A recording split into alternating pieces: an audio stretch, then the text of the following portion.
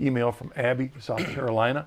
How can we know that the church didn't succumb to apostasy in the early years after Christ's death and resurrection? I mean, there are so many different opinions on when the church got off base. Right. But how can we know? I would say, how far back do you have to go to prove it?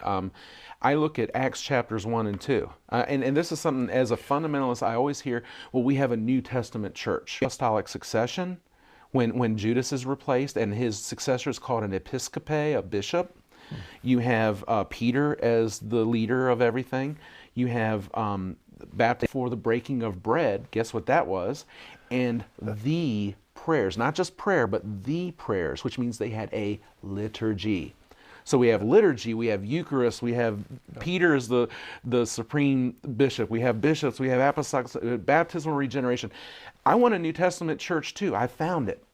Yeah. And then the apostolic fathers, who were those that wrote, who had been converted by the apostles themselves, are passing on the same idea.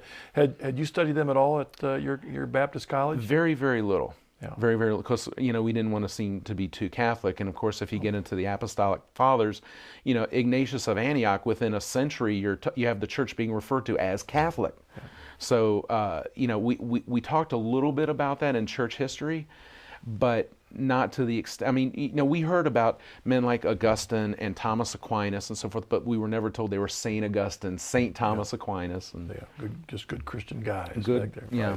And if they were alive today, they'd be Baptist.